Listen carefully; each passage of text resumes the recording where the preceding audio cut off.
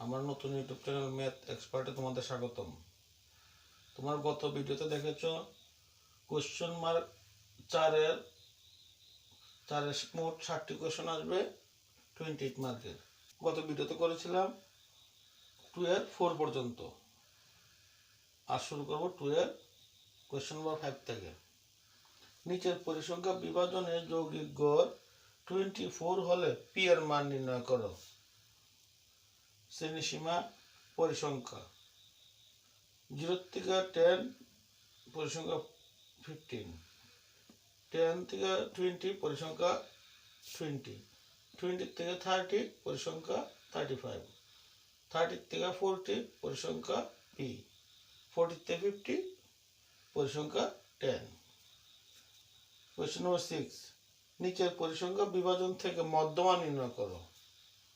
বয়স বছরে প্রকাশ।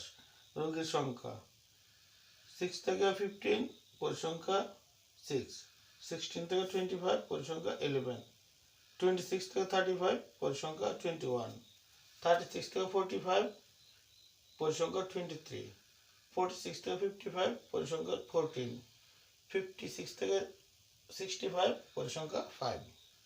Question number 3, একটি তাঁবুর ভূমির ব্যাসার্ধ 7 মিটার এবং উচ্চতা 24 মিটার হলে তাঁবুটি 5 মিটার চওড়া ক্যানভাস দিয়ে তৈরি করতে কত মিটার লম্বা ক্যানভাস লাগবে? কোশ্চেন নম্বর 4, একটি ট্রেনের চাকার ব্যাসার্ধ 0.35 মিটার। 1 মিনিটে চাকাটি 500 বার ঘুরলে ট্রেনের গতিবেগ কত? কোশ্চেন নম্বর 5, ইউক্লিডের ভাগ ফলন বিদ্যার প্রয়োগে 1190 এবং 1445 এর গসাগু নির্ণয় করো। গসাগুকে 1190 m প্লাস 1445 n আকারে প্রকাশ করো। হ্যালো স্টুডেন্টস, এই রাশিবিজ্ঞান চ্যাপ্টার থেকে যে আমরা যৌগিক গড়, সংখ্যাগুরু মান এবং মধ্যমা তিনটি নিয়মের আমরা অঙ্ক করবো, তার মধ্যে মধ্যমা আসার সম্ভাবনা খুবই বেশি, তাই মধ্যমাটা ভালো করে করবে, সঙ্গে যৌগিক গড় এবং সংখ্যাগুরু দেখে যাবে।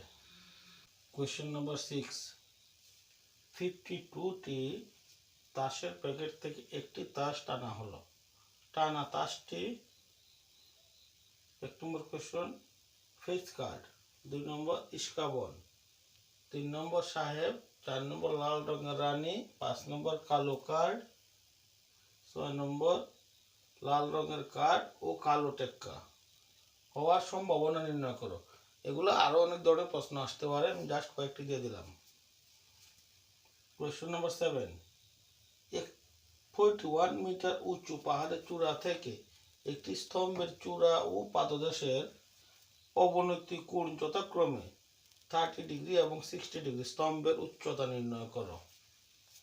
কোয়েশ্চন নম্বর 8, একটি নদীর তীরের কোনো এক স্থানে দাঁড়িয়ে একজন লোক দেখলো যে সোজাসুজি অপর প্রান্তে অবস্থিত একটি স্তম্ভের উন্নতি কোণ 60 ডিগ্রি।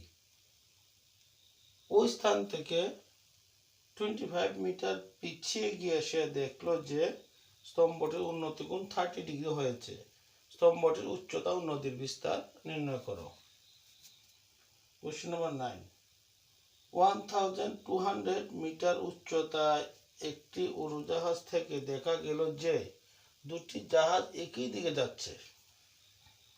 উড়োজাহাজ থেকে জাহাজ দুটির অবনতি কোণ যথাক্রমে 60 ডিগ্রি এবং 30 ডিগ্রি। জাহাজ দুটির মধ্যবর্তী দূরত্ব নির্ণয় করো। কোয়েশ্চন নম্বর 10, সূর্যের উন্নতি কোণ 45 থেকে 60 ডিগ্রিতে পরিবর্তিত হলে একটি স্তম্ভের ছায়ার দৈর্ঘ্য 30 মিটার কমে যায়। স্তম্ভটির উচ্চতা নির্ণয় করো।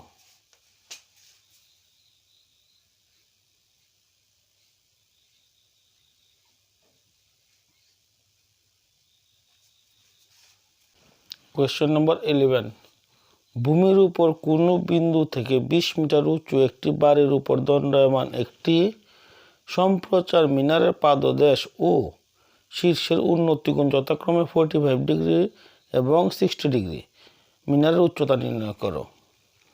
কোয়েশ্চন নম্বর 12, দুটি স্তম্ভের উচ্চতা যথাক্রমে 180 মিটার এবং 60 মিটার। দ্বিতীয় স্তম্ভের গোড়া থেকে প্রথমটির চূড়ার উন্নতি কোণ 60 ডিগ্রি। স্তম্ভ দুটির মধ্যবর্তী দূরত্ব কত? প্রথম স্তম্ভের গোড়া থেকে দ্বিতীয় স্তম্ভের চূড়ার উন্নতি কোণ কত? কোশ্চেন নাম্বার 13, প্রমাণ করো যে বৃত্তের যে কোনো বিন্দুতে স্পর্শবিন্দুগামী ব্যাসার্ধের উপর লম্ব। কোশ্চেন নাম্বার 14, প্রমাণ করো যে একটি বৃত্তের কোনো একটি যা এর প্রান্তবিন্দুতে অঙ্কিত স্পর্শকদ্বয় যা এর সঙ্গে সমান সমান কোণ উৎপন্ন করে। কোশ্চেন নাম্বার 15, ঝড়ে একটি গাছ ভেঙে যায় এবং ভাঙা অংশ এমনভাবে বাঁকা হয় যে গাছটির অগ্রভাগ ভূমির সাথে 30 ডিগ্রি কোণ উৎপন্ন করে। গাছের পাদদেশ এবং যেখানে গাছের অগ্রভাগ ভূমি স্পর্শ করেছে তাদের মধ্যবর্তী দূরত্ব 8 মিটার। গাছের উচ্চতা কত? ত্রিকোণমিতি চ্যাপ্টারের এই উচ্চতা এবং দূরত্ব এই চ্যাপ্টারটি থেকে একটি কোশ্চেন আসবেই, কিন্তু আমি যেই 4-5টি কোশ্চেন দিয়েছি এটিতে আসবে তা না, এগুলোর মতোই আসতে পারে। সুতরাং তোমরা উচ্চতা এবং দূরত্ব চ্যাপ্টারটার উপর জোর দিবে।